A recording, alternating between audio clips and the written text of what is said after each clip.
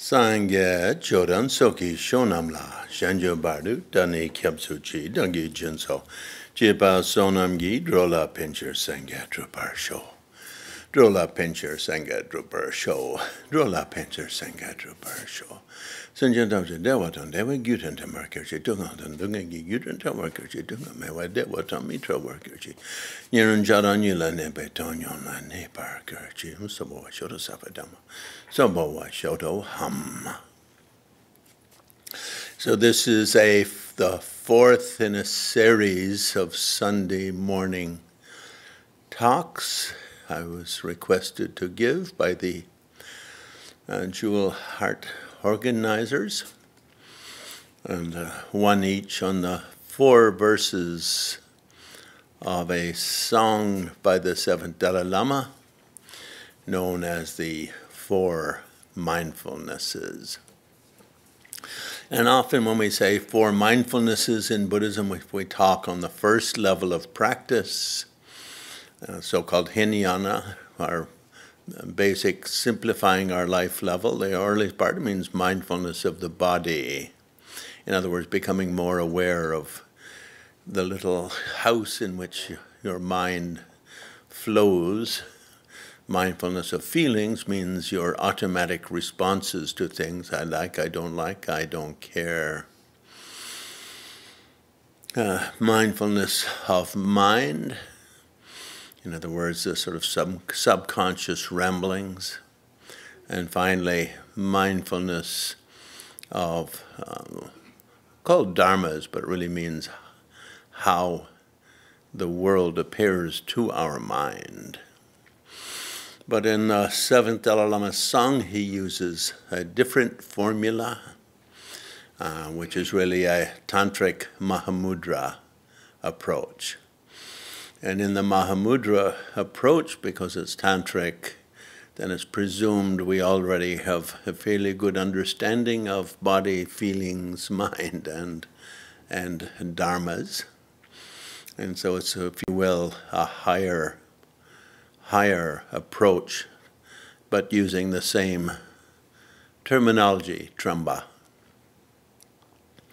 And the first mindfulness of our teachers or teacher, our spiritual master,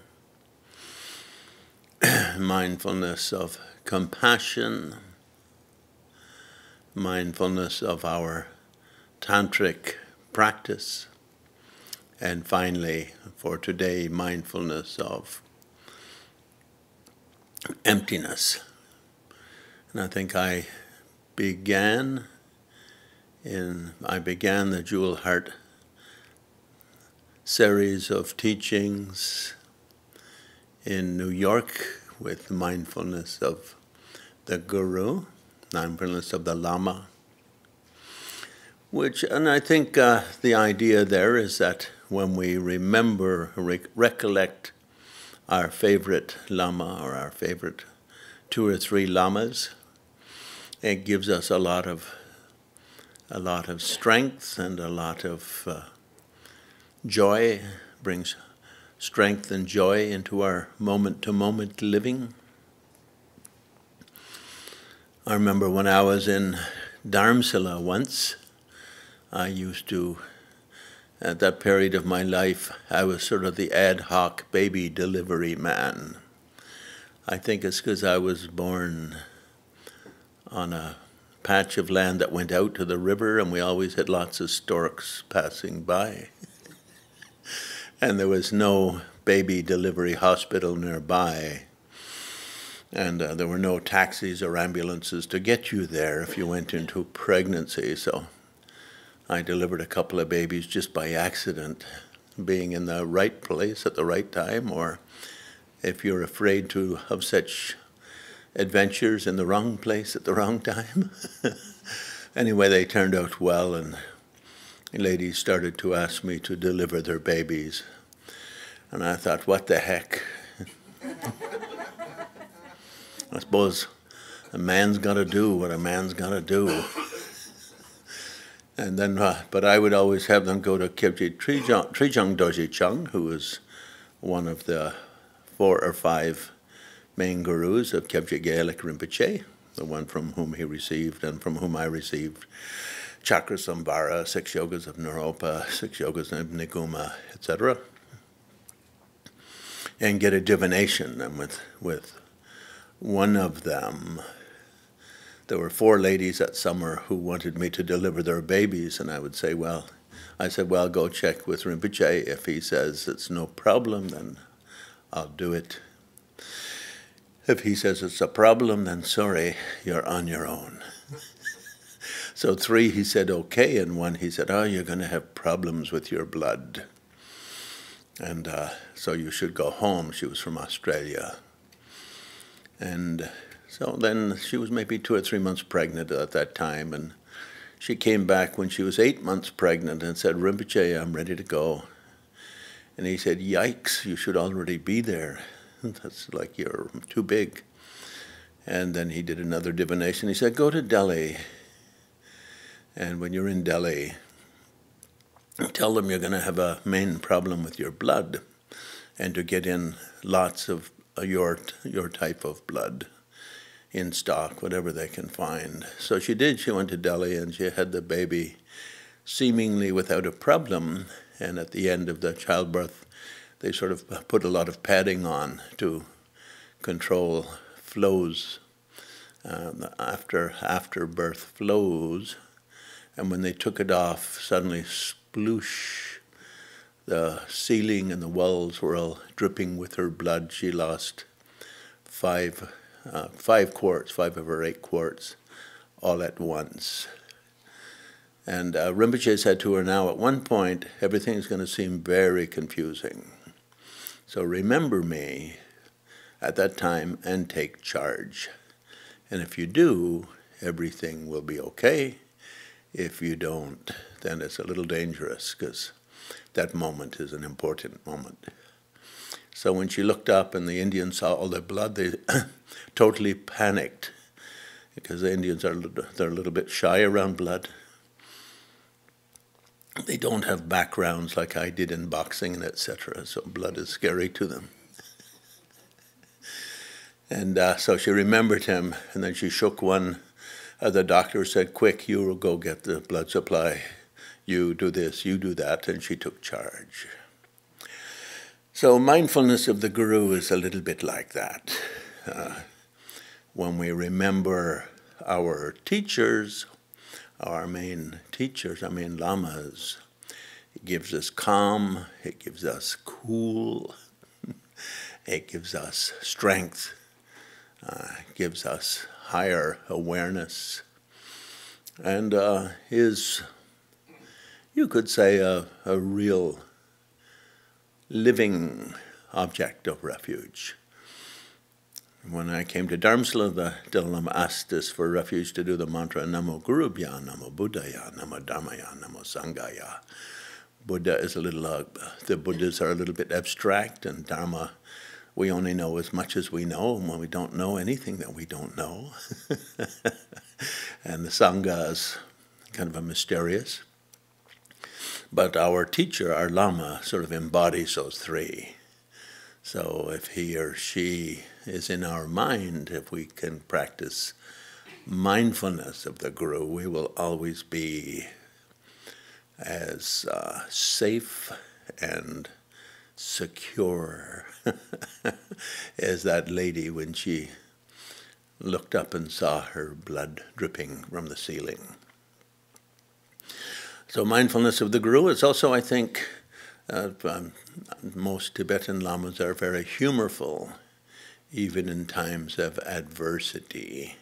So I think it also reminds us of the power of humorfulness in the time of adversity.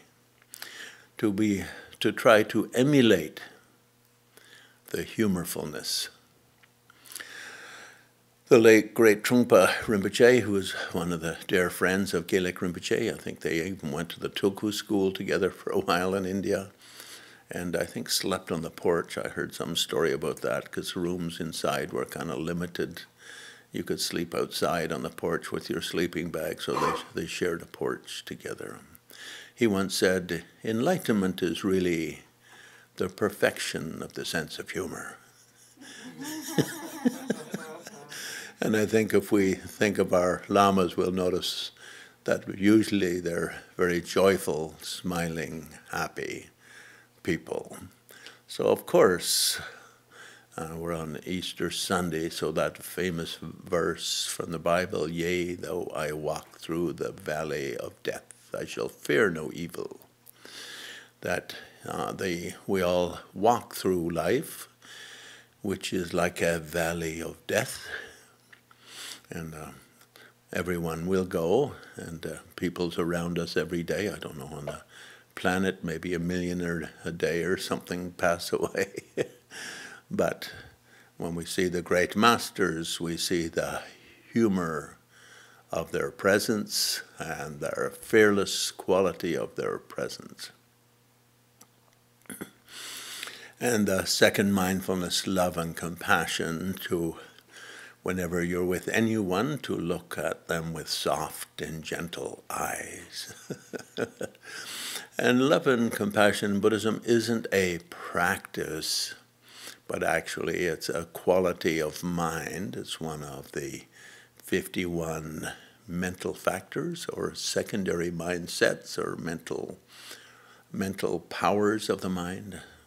One of the qualities of mind is that we can love some things. We wake up and we see our mommy and we smell milk. Oh, I love my mommy because she holds me, and so on and so forth. And then we learn to love other things. So mindfulness of love means that feeling of adoration for others that a child has for its mother. And I don't think it means thinking your mother is perfect or anything like that, because I know lots of people, and I'm the most perfect person I know, but even I have imperfections, I am told. So love isn't seeing others as perfect, but rather seeing others with warm eyes, appreciative eyes. So we don't practice love with others. That's more a practice of ethics, isn't it? We can practice ethics with others, but love means actually having affection for others, even ones who are for whom it is hard to have affection unless we look more closely and more deeply. And on the basis of that love comes compassion.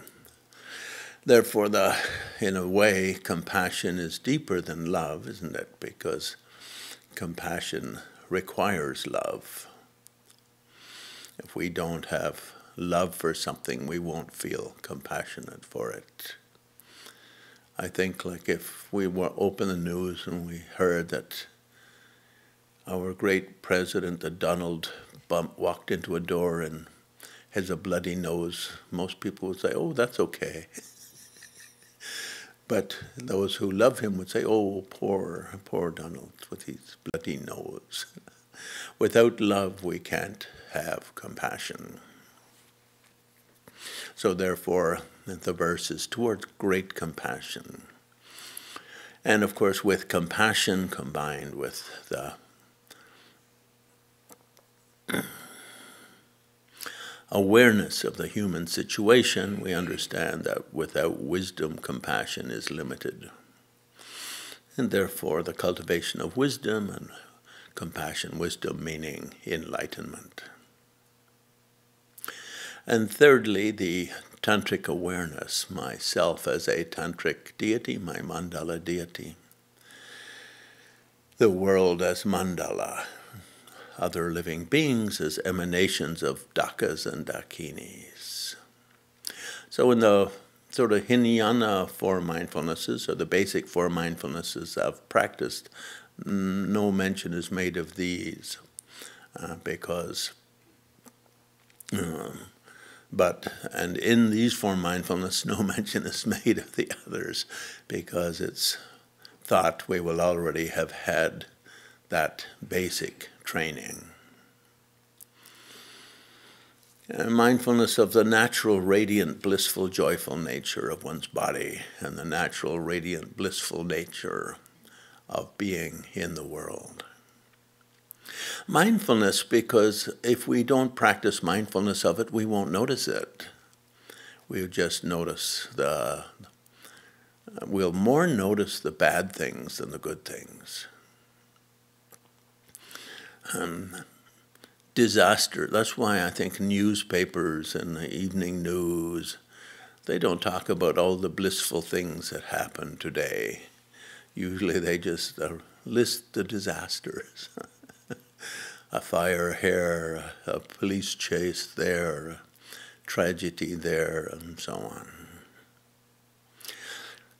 But in reality, there's 99% happiness and joy for every one little disaster. And so if we only put the mind on the disasters, then life is a depressing and unhappy experience. If we notice all the good in the world and in our life, then life is a joyful celebration of each moment. So sometimes I like to say tantric practice is a little bit like Pollyanna on steroids. And we should have Pollyanna tested to see if they're legal steroids or illegal steroids. So and in Buddhism there's this very strong idea that where we put our mind affects how we grow. Humans are organic creatures. Our mind is an organic entity.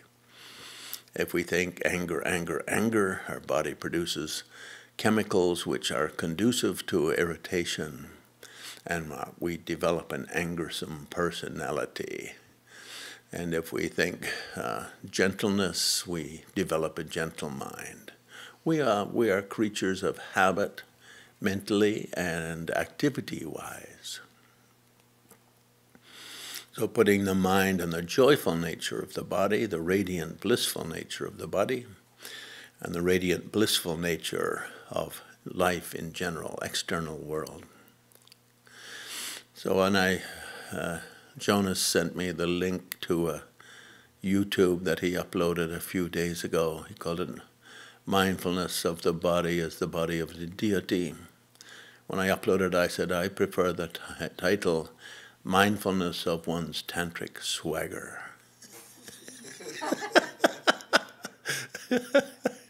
A kind of a joyful confidence in your own beauty, your own enlightenment nature, your own Buddha nature, the natural radiance of every cell of your body, and the natural joy of your mind, if you will just allow that joy to bubble and stream forth.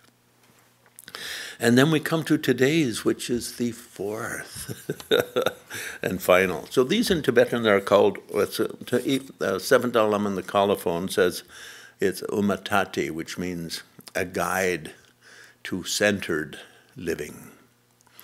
And often if we say uma, it simply refers to finding the middle between being and non-being, infinity and the finite, finding the central point between awareness of our soul as an infinite entity, if you will, indivisible from all other things, non-isolatable from all other things, in touch with all other things.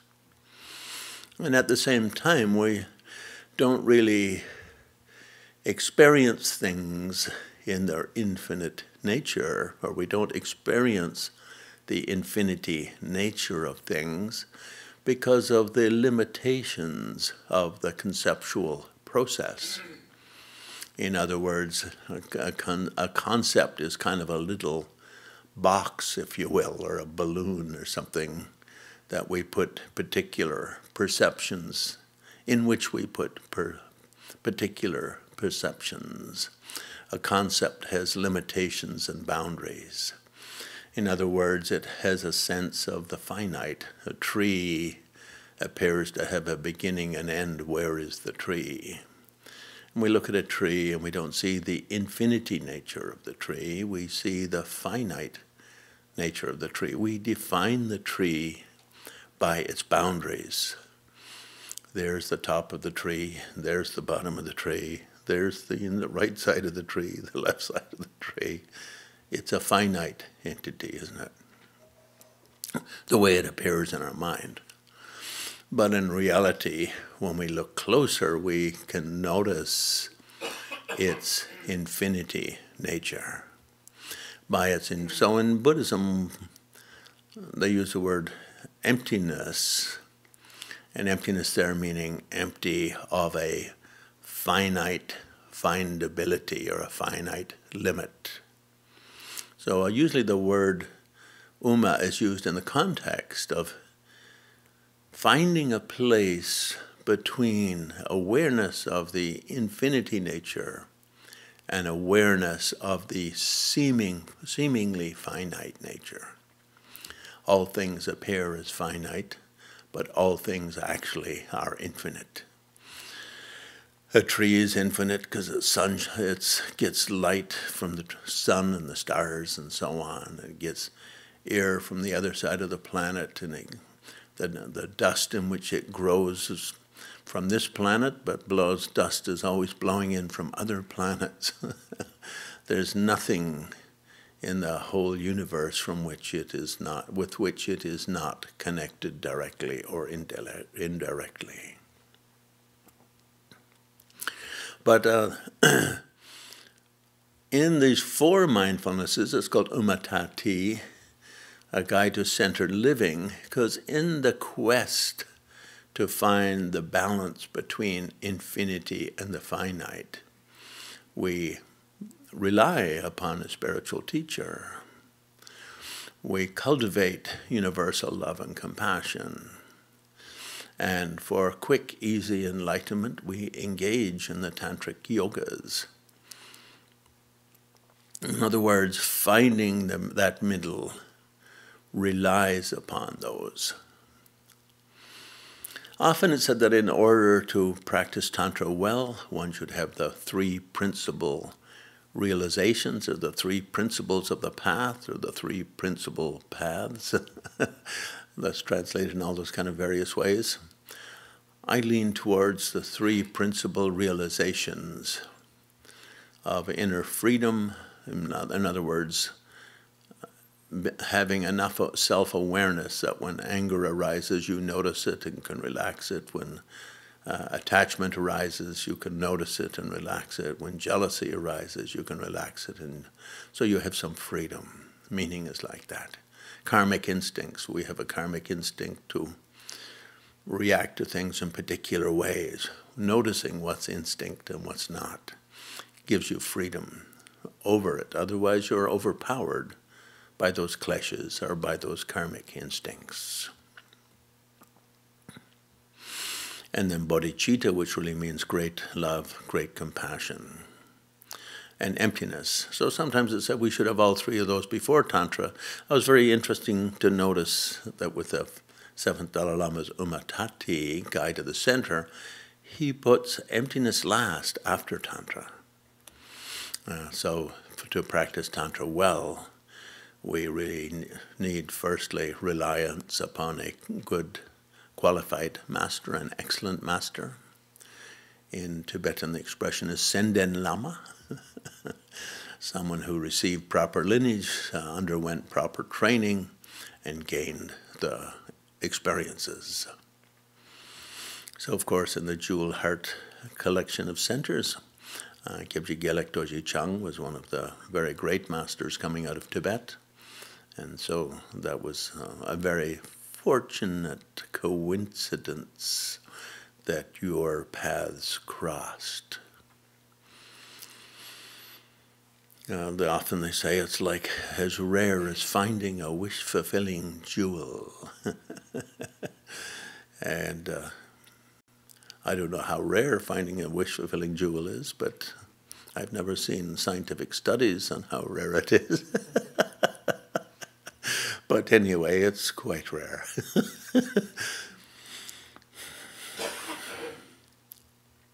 And love, compassion, because when we practice Tantra, sometimes we work with a little bit wrathful energies and sometimes with sort of lustful energies, if you will.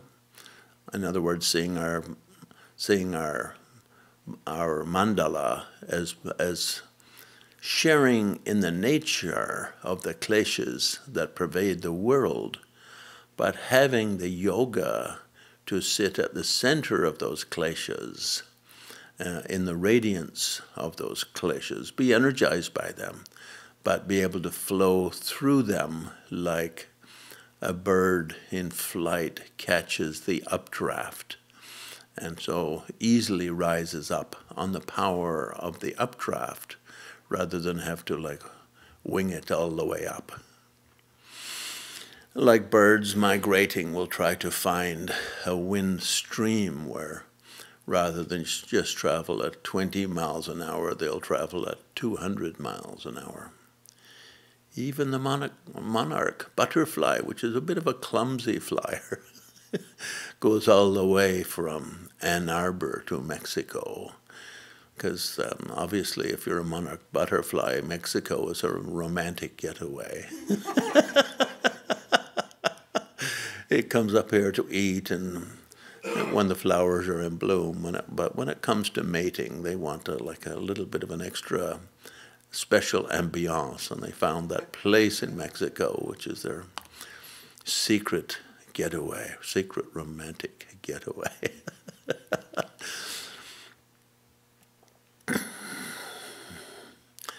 And the idea that with love and compassion, this guards against getting entrapped by being lifted up on this updraft. The reality is in life, we don't get away from anger or violence. You know, wherever you go, you will experience some anger and violence. You're a young kid in school, you go to school, there's a school bully, there's teachers who will like scold you and whatnot or get mad at you, and sometimes even your own parents will get irritated at you. And at work you'll encounter angersome moments with co-workers and so forth. It's not something we can avoid. And lust is the same. For instance, Duncan drives this very classic Chrysler, is it Chrysler? Sebring. I looked at that with lustful eyes. Nice convertible. And we can't, it's a natural instinct, isn't it, in humans. We walk down the street, we call it window shopping. It's really just arousing our lust for particular possessions, like, oh, that's a great necktie, or a great this or a great that. So because those are two very deep natural forces, if we can ride on them like the bird on the rising drafts, or like the butterfly catching the wind stream, enlightenment becomes quick and easy. We become unharmed by those forces, and we don't harm others through experiencing them, but rather simply can draw on those energies for our own awakening and enlightenment. Then the verses, the seventh Dalai Lama. The trouble is with emptiness, you see, when I talk on emptiness, I like it to be for like a week or 10 days or something like that, because you start with the whole big world, and you have to get it down and down and down and down and down and down and down until the infinitesimally small point. And then boom, you have to blast that infinitesimally small point out till it fills the whole universe. But today we'll do that in the next 25 minutes.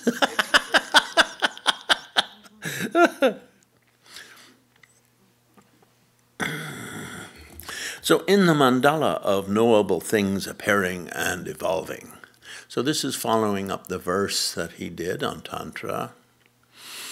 And so he's using the word mandala, which is a tantric term. Mandala literally means sacred circle, but also Tibetans like to give it the meaning of essence extractor. Extractor of the essence. So my body is a mandala in that it's an extractor of the essence of my life. Through my body I experience the world, through my eyes and my ears and my nose and my taste and my touches. I experience the world, and through those can extract the meaning of life and become like my guru, a fully enlightened being. So it's like a mandala. The external world is like a mandala because by means of this mandala interacting with that mandala, I extract the essence of infinite being. So he uses the noble world appearing and evolving. Things appear to us, they have a kind of an image, but they're always in a state of transformation, aren't they? We don't actually perceive permanent phenomena. We just sort of intuit permanent phenomena, like sky. We don't see the sky, we see through the sky, and by means of the objects in the sky, have a sense of, oh yes, there's the objects and there's the sky.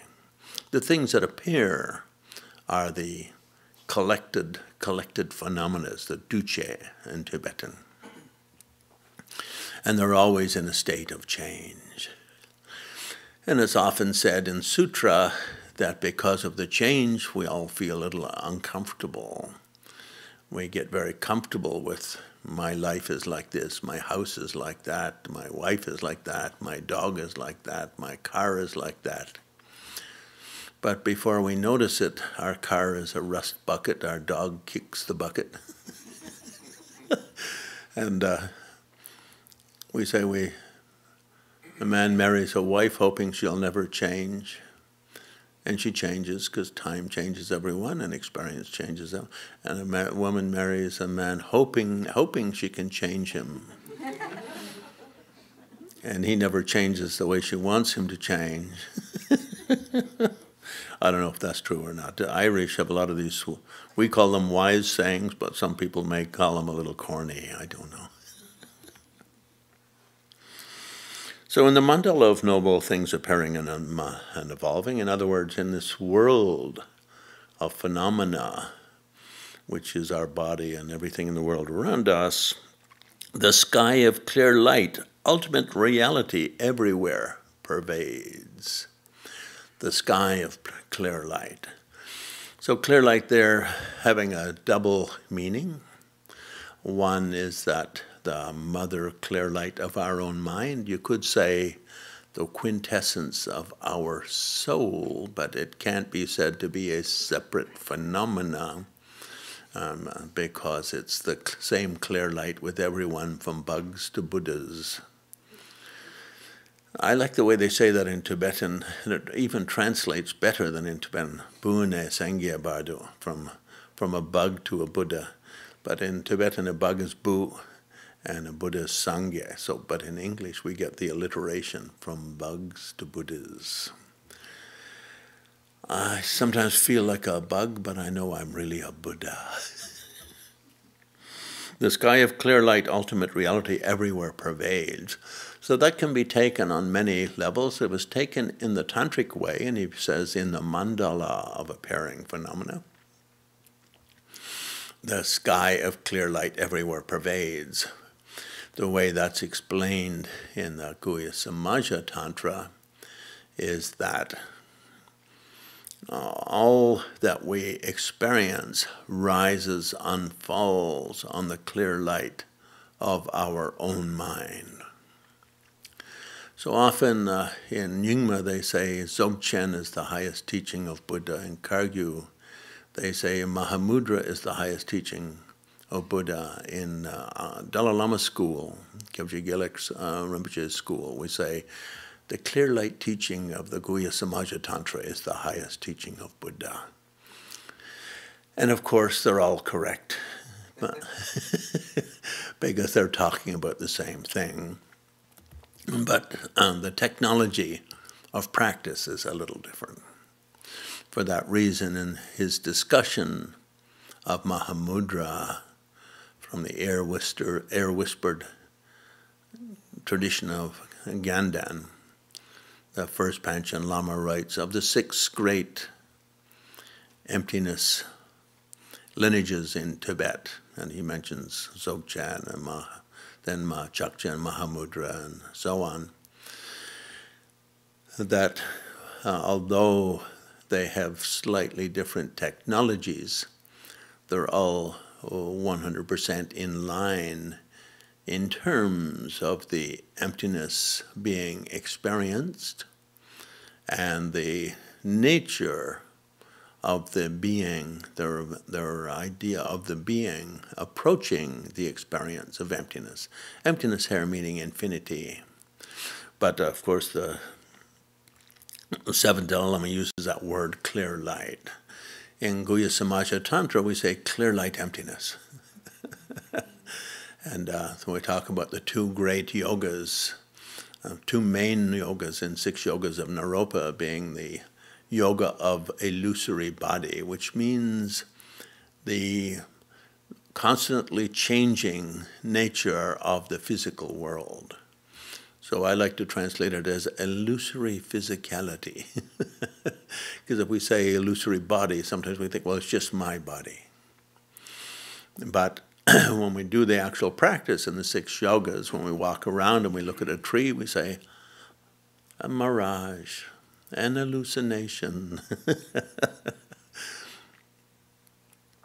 And the 12 famous examples of illusory physicality, meaning it appears separate from the rest of the universe, but in reality is not separate from the universe. In terms of clear light, Guhya Samaja appears separate from my own mind, but I don't notice that it's just an appearance arising on my own mind. When I look at John's cat, Cecil, who's got the weirdest jazz singing voice of any cat I've encountered. Goes,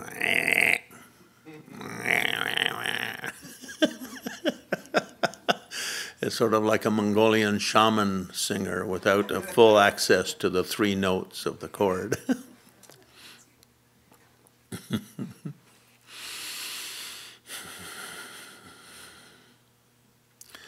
So all of these illusory physicality, that these things appear in one way, but we don't notice that what we get is what arises on our own mind. We think that what we get is what exists out there. But in reality, what we get is just what arises in our own mind. The sky of clear light, ultimate reality. Now, ultimate reality, Dalai Lama is a little bit uncomfortable with that word ultimate. When I interviewed him, he said, what? Ultimate? Ultimate? Buddhism, no ultimate. But his translator often uses the word ultimate. Dundam Demba in Tibetan. Demba here meaning a reality factor, Dundam, which is of highest significance. Means ultimate reality. But not ultimate reality as an ultimate, as we say in Lojong. If you look at emptiness, I think the 3rd emptiness instruction in the 7-point mind training is the remedy dissolves on its own ground. In other words, if we look at emptiness, ultimate reality, we notice that ultimate reality is itself empty of appearing of appearing, of existing in the nature of its own appearance, something like that. The sky of clear light, ultimate reality, everywhere pervades. See, everything in this indescribable light of reality. In other words, notice how everything you experience is you experiencing something. It's not something being experienced. Notice your own role in the dynamic of moment to moment breathing, processing, or whatever one wants to call it. There's that famous story in one of the Indian early scriptures of people crossing in a boat. And at the end, you always count everyone just to be sure nobody fell off and died. And 20 people went over and they count and they only get 19. Oh, you try it, and he counts and only gets 19. And everyone forgets to count themselves. And we're a little bit like that in our life. That everything we experience is really us experiencing. It's oneself experiencing. And when we notice that, we take the emphasis off the nature of appearance and put it a little bit more on the nature of our own perceiving process, if you will. The nature of our own prides and prejudices, to use a Jane Austen term. Did I get the name right? Yes. Prides and prejudices. You were wrong, you see. You said right and you were wrong. Ha ha. See, everything in this indescribable light of reality. So in Dzogchen tradition, for that, they would say, look at everything with the mind of Rigpa, a kind of a generated or cultivated platform for experiencing in a yogic way rather than experiencing in an uncontrolled or in a sort of a mindless. Rigpa literally means knowingness, but so it means experiencing in a kind of a higher awareness way, a special awareness way. Or in Mahamudra literature, they would say that learning to experience on the basis of authentic mind, your true nature, something like that. They use those kind of words in the Maitripa lineage of Mahamudra. So in Gelugpa, we like to notice the clear light platform, that all things are, don't just look at the images on the movie screen, look at the screen in which those images are rising and falling. See everything in this indescribable light of reality, not holding intellectual fabrications. Look to this immaculate emptiness. In other words, without overly intellectualizing or thinking about it, cultivate the habit of noticing how everything that happens in your life, whether you're awake or asleep, is a drama unfolding on your own mother clear light nature. It's like a movie being played on this platform or the screen of the deeper nature of your soul. And Buddhists tend to be a little uncomfortable also with the word soul because of, I think, in earlier usages of it in the West, it sounds sort of your soul and my soul, and these things are all separate from the rest of the world. So not in that sense, but in the sense of your stream of being and the foundations of your stream of being. Not letting negative thoughts arise, turn to the face of emptiness, generate unforgetting mindfulness and hold it in the realm of emptiness. And that, so generally when we talk of emptiness, we talk of two things. One is how you practice on your meditation cushion and how you practice when you're walking around. So this first verse refers to what you do on your meditation cushion. So what it really means is finding the foundation of your inner being, if you will, that dimension of your being on which thought flows, rise and fall. What is it that gets tired? So for instance, in the Zen tradition of Korea, one of my students, she's been a nun for I think 40 years, the main practice is, what makes your finger go like this? So they sit down and put the mind in Dharmakaya awareness, in other words, radiant clear light awareness.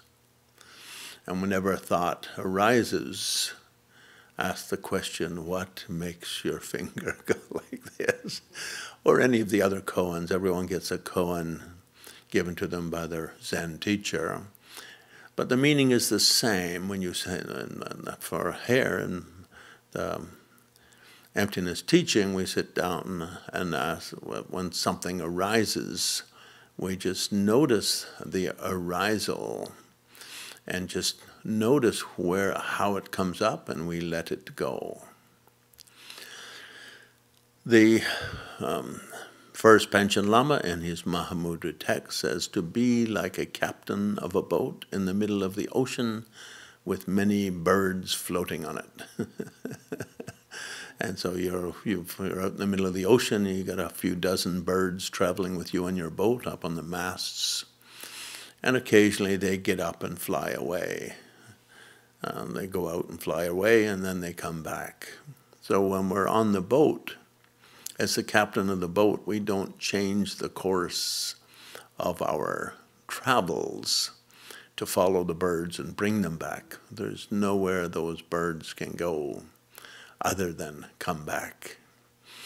So in that same way, to generate an awareness of emptiness, we can either do it emptiness of self, and Nagarjuna says always start with yourself. External phenomena is more important in the long run, but in the short run, it's not understanding the emptiness nature of the self that's causing you your immediate befuddlement and enclutterment.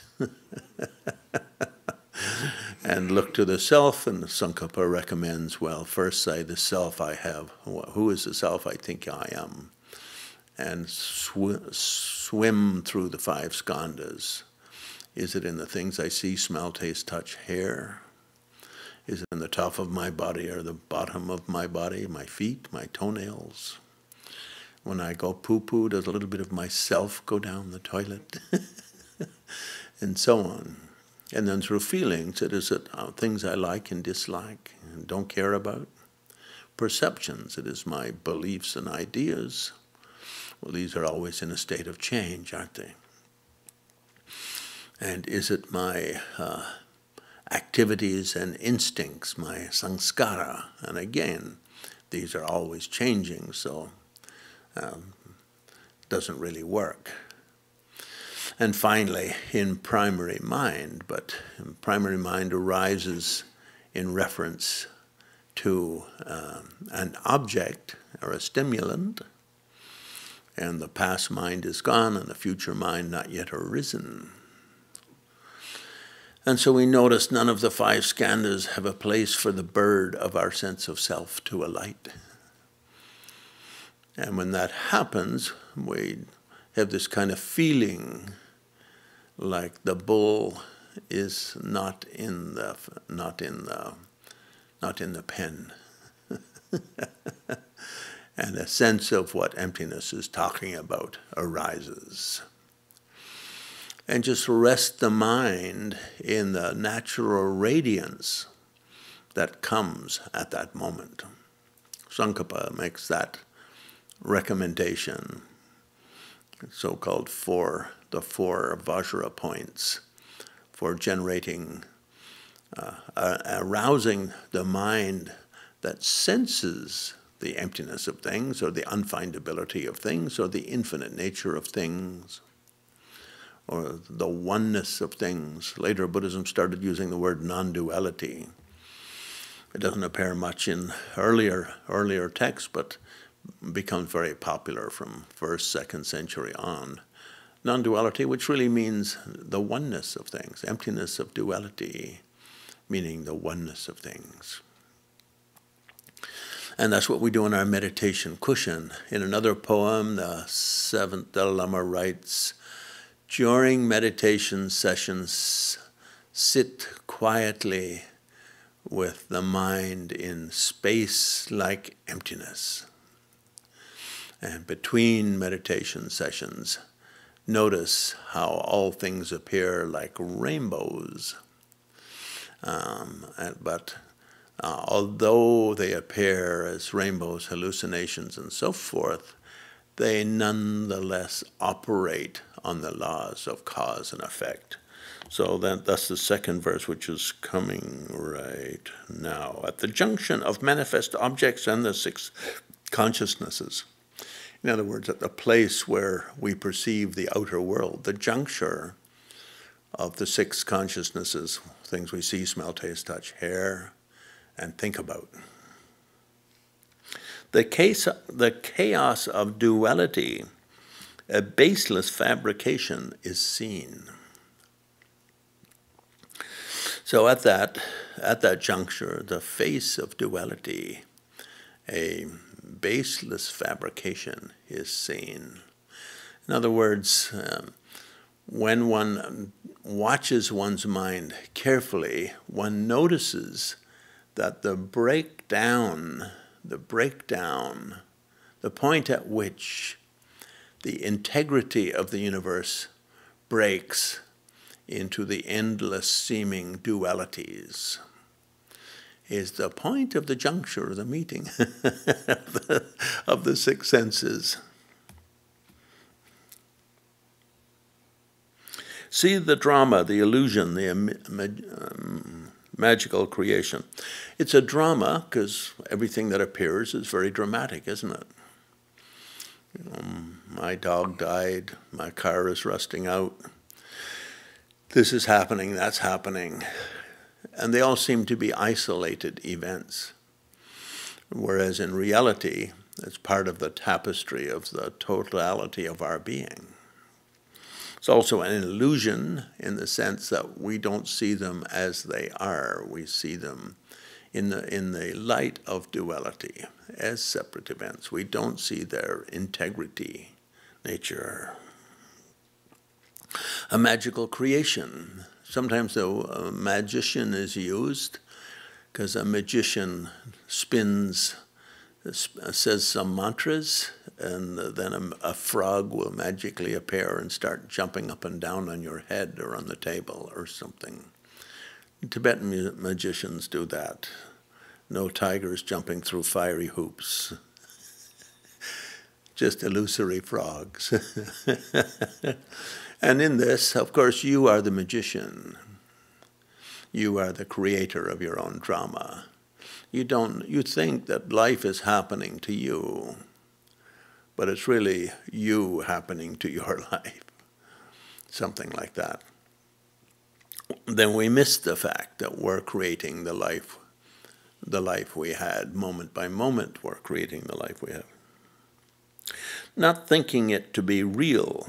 So real hair means existing in the manner of its appearance. Not thinking that the way we see it is necessarily the way it is. It's just like a tip of the iceberg, really. Look to the face of emptiness, not letting negative thoughts arise, turn to appearance and emptiness. Generate unforgetting mindfulness and hold it in the realm of appearance and emptiness. So appearance and emptiness. So in Buddhism, these 2 terms in Tibetan, Tongchok and Nongchok. Tongchok, the direction of emptiness, how all things are interconnected with all other things and therefore have emptiness or infinity as their basic nature. But they appear like the moon in water, to be separate from all other things. They don't exist in the manner of their appearance. So in Tantra, we sort of effectively work with the non-true existent nature, yet appearing nature by doing our sadhana practice and doing our Chandali or Kundalini practices. And at the same time noticing that nothing exists in the manner of its appearance, and therefore we borrow from enlightenment itself. I myself exist in the manner of a Buddha. Those of you who are sufficiently wise will notice I look like a Buddha. And I, who am sufficiently wise, will notice that you look like a Buddha. In other words, we have this kind of naturally joyful, the qualities of enlightenment, naturally joyful nature, naturally awake nature, and naturally flowing, boundaryless nature. We have those three natures of enlightenment about us. We're to some extent happy. You may be a grumpy person, but when you're watching Jerry Lewis, you'll become happy, or Chris Rock, or, I don't know, Trevor Noah, or whatever. The happiness is there, fluctuating through your life, whether you notice it much or not. And also radiant awakeness is there. You probably notice it most at the middle of the night when you can't go to sleep. You're like, oh, I am radiantly awake. That Buddha quality is all that enlightenment. Buddha here just meaning awakened, that awakened quality or enlightenment quality. And thirdly, boundaryless. There's no place where you have a boundary. The stars fall into your eyes, and you are part of the most remote star, and the sun and the winds and all of these things. There's no boundary. You have no boundary. Your life reaches to the furthest extent of being. So the seventh Dalai Lama finishes his poem like that. He puts a colophon written by the Buddhist monk in order to lay instincts of the perfect view upon his own and others' minds. Sometimes these texts are written at requests of specific disciples. He was just sitting around thinking about emptiness and felt a little bit happy and thought, oh, I think I'll write a poem. And that's the poem. It incorporates the four mindfulness meditations given as special oral precepts by Manjusri, the Bodhisattva of wisdom to emptiness, to Lama Tsongkhapa, a mighty king of doctrine. And as I mentioned when I gave the first talk in New York, I think it's also a simplification coming from the Kagyu lineage from Gampopa, known as the Mahamudra in 5 parts. Mahamudra in 5 parts in the Kagyu school, and each of the 10 or 12 different Kagyu schools has a slightly different lineage of it, because after Jigten Sungan, then the school sort of became, because Tibet was such a big country with big mountains and lots of valleys, really a federation of a couple of hundred countries. It broke off, and the Kagyu sort of split into about 10 or 12 schools. And but in all of them, coming from Gampopa, the first point of Mahamudra is Guru Yoga. The second point of Mahamudra is Bodhicitta. The third point is Tantric Yoga. And the fourth point is emptiness, emptiness in appearance. Then the fifth point is dedication, which is the Bodhisattva meditation. So Tsongkhapa, I think, thought, oh, 5 is too many. We'll make it 4. Because when you say the second verse being love and compassion, really becomes bodhicitta, which then covers dedication or motivation or whatever one wants to call it. And to conclude, I wanted to read a couple of other verses from the seventh Dalai Lama on emptiness. Understanding interdependence, we understand emptiness. Understanding emptiness, we understand interdependence. This is the view which lies in the middle and which is beyond the terrifying cliffs of externalism, nihilism, neither and both. In other words, at one time we exist in total stillness, the emptiness or infinity nature of being. and at the other time we're existing in a very dramatic, constantly changing flow of images and events. And we refer, and I remember maybe it was the last time I was here twice for, the first time I shared this table on Sunday with Kyabje Gelek Doshi Chung. There were some young kids in here, and he said, now with this talk of emptiness, for the children, it might be good to know to think of it as interdependent origination. In other words, when we look at how this arises from that, and that, like the tree arises from a seed, and the seed gets its nutrient from water, and so on and so forth. That shows the interconnectedness of all things. So Nagarjuna had that expression, look at emptiness, you have deeper understanding of causality. Look at causality, you have a deeper understanding of emptiness. So here, that verse by the seventh Dalai Lama was pointing to that, understanding interdependence, which really means the things that appear and how they seem to transform and be all interconnected and nothing stand alone. There would be no tree without the water, no tree without the sunshine, no tree without the air, and so on. Understanding emptiness, we understand, and this is a view which lies in the middle. And another verse what she had is like the image of an eagle flying freely, joyfully through the clouds. Were we all able to fly like that eagle without grasping or hesitation? How excellent. And I wanted to quote that because sometimes we think of emptiness and the discussion of emptiness as something of an intellectual pursuit. In other words, we have to use the intellect to think about it. And it's true, when one has to think about something to know how to explore it. Baking a cake is an intellectual pursuit. You have to get the ingredients and you have to get them a recipe and so on. But of course, the actual act of eating the cake is very exhilarating, absolutely fabulously wonderful. Is that a hint? In the same way, the seventh Dalai Lama is pointing out that the emptiness, the experience of emptiness is an exhilarating, joyful, wonderful experience. So learning the techniques of exploring, that requires some thought process. We have to listen and then we have to digest and so on.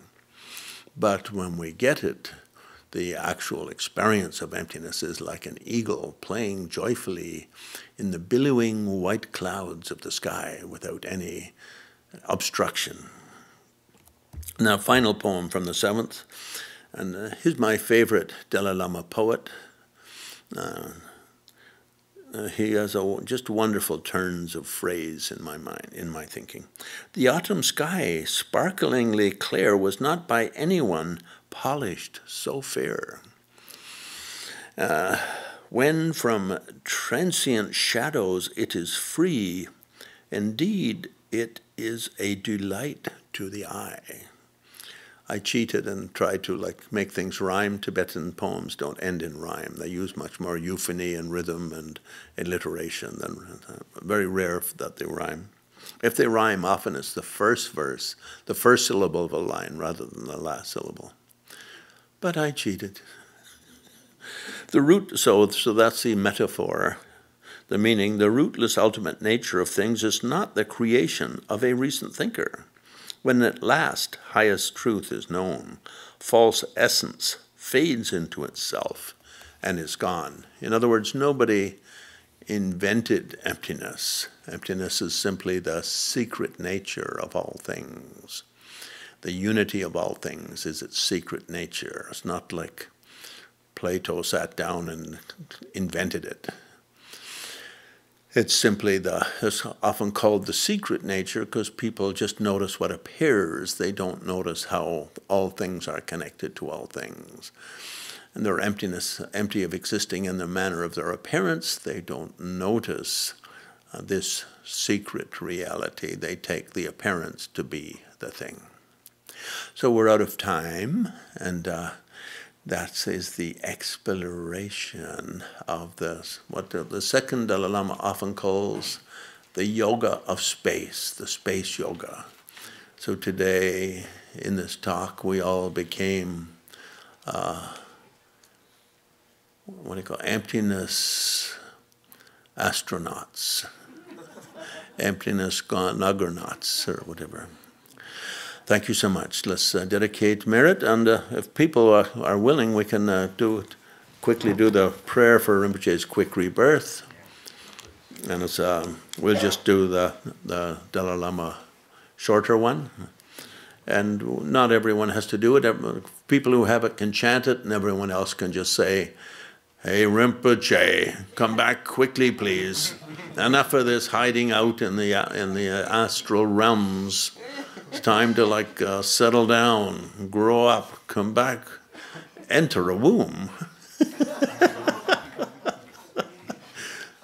Okay?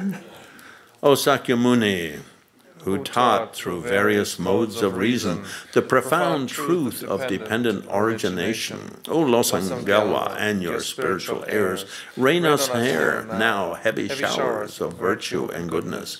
Now that verse is put because the guru coming back isn't dependent upon the guru, it's dependent upon the merits of the trainees, the students, the disciples.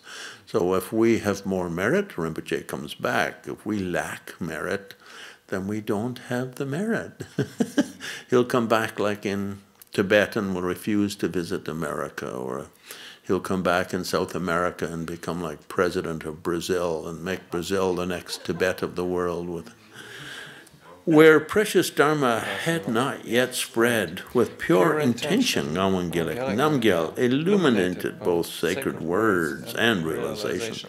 So may his reincarnation appear quickly, for the glory of the Buddha's teaching and for the sake of all beings. Gyawadi Nyurada, Shenrese Wandrogane, Drawachik Malapan, Tis Salango Bersho, Janjo Sancho Rimpoche, Makiapana, Kigirchi, Kiaban Yampa, Meba Yongone Kandu, Palwar Show. Thank you.